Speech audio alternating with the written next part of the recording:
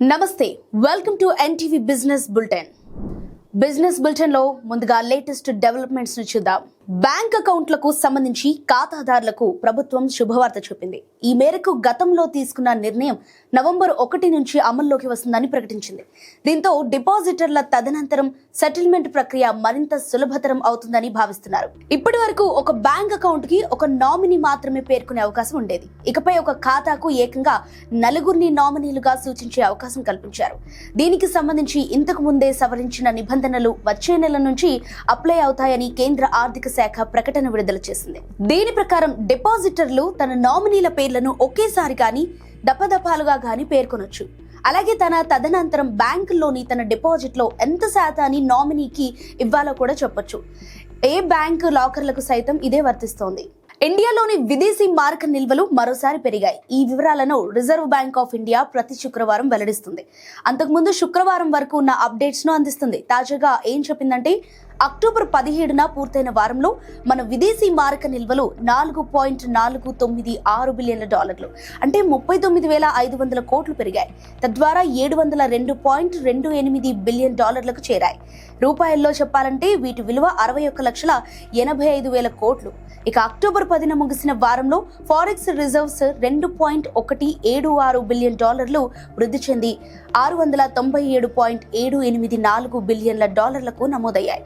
Review చేస్తున్న వారంలో విదేశీ కరెన్సీ ఆస్తులు $1.692 బిలియన్ల పెరిగి $697.784 బిలియన్ అయ్యాయి.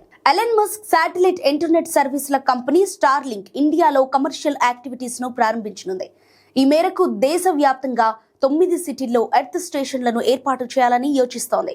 ఆ నగరాలేంటంటే ఒక ఇంగ్లీష్ వెబ్సైట్ వెల్లడించిన వివరాల ప్రకారం హైదరాబాద్, ముంబై, నోయిడా, చండీగఢ్, కోల్కతా, లక్నో తదితర 9 మెయిన్ సిటీల్లో ఎర్త్ స్టేషన్లను ఓపెన్ చేయనుంది. సెక్యూరిటీ పరమైన రూల్స్ పాటించేందుకు రేడియో స్పెక్ట్రమ్ వాడుకోవటానికి కేంద్రం నుంచి స్టార్లింక్ పర్మిషన్ తీసుకుంది.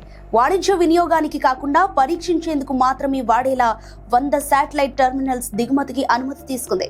అయితే ప్రభుత్వం నుంచి కీలక అనుమతులు వస్తే ఈ ఏడాది చివర్లో గానీ వచ్చే ఏడాది మొదట్లో గానీ ఇంటర్నెట్ సేవలను అందుబాటులోకి తేనుంది. వెండికి సంబంధించి 2 అప్డేట్లు వచ్చాయి. 2 పథకాల్లో పెట్టుబడులపై ఆంక్షల తొలగింపు ఒక వార్త కాగా, ఇక వెండి ఆభరణాలపైన రుణం తీసుకునే వెసులుబాటు రావటం రెండో వార్త. ఇప్పుడు ఆ వివరాలేంటో చూద్దాం. వెండి పథకాలపై తాత్కాలికంగా విధించిన ఆంక్షలను ఫండ్ సంస్థలు తాజాగా తొలగించాయి.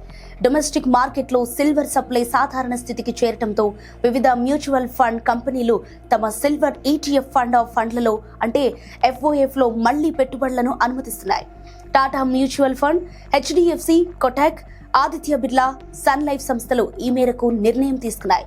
బంగారు ఆభరణాల మాదిరిగానే వెండి ఆభరణాలను కూడా హామీగా ఉంచి లోన్ తీసుకునే వెసులుబాటు అందుబాటులోకి రానుంది.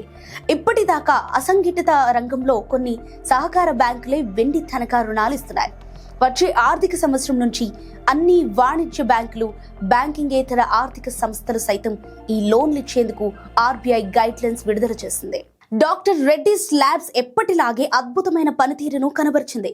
ప్రస్తుతం ఆర్థిక సంవత్సరంలోని 2వ త్రైమాసికంతో పాటు ప్రథమార్ధ భాగంలో భారీగా లాభాలను ఆర్జించింది. అమెరికాలో ఆదాయాలు కాస్త తగ్గినప్పటికీ మిగతా చోట్ల మాత్రం తనకు తిరుగులేదని నిరూపించుకుంది. ఆ విశేషాలేంటో మీకోసం.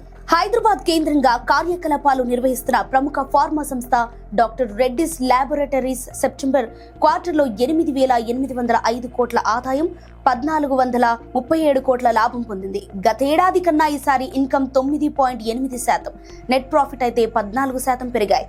ఇక బ్రాండెడ్ మెడిసిన్స్ విభాగంలో ఎక్కువ ఆర్జన వచ్చింది. మొదటి 6 నెలల్లో 17,350 కోట్ల రాబడి రాగా 2,854 కోట్ల లాభం వచ్చింది. పోయినేడాదైతే ఇదే సమయంలో 15,688 కోట్ల ఇన్కమ్, 2,647 కోట్ల నికర లాభం నమోదైంది. తాజా త్రైమాసికంలో ఉత్తర అమెరికా ఆదాయాలు 13% తగ్గగా ఐరోపా, ఇండియా, ఇతర వర్తమాన దేశాల్లో అమ్మకాలు పెరిగాయి.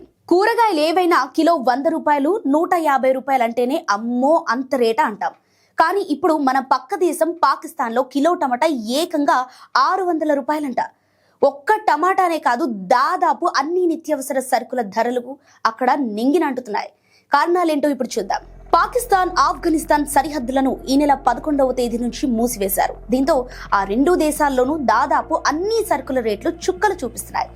మందులు, గోధుమలు, బియ్యం, చక్కెర, మాంసం, పాల ఉత్పత్తులు ఇలా తదితర ధరలు 2 వారాల వ్యవధిలోనే ధరలు 5 రెట్లు పెరిగాయి. ఆఫ్ఘనిస్తాన్ నుంచి అధికంగా దిగుమతి చేసుకునే యాపిల్ రేట్లు సైతం భారీగా పెరిగినట్టు స్థానిక మీడియా పేర్కొంటోంది.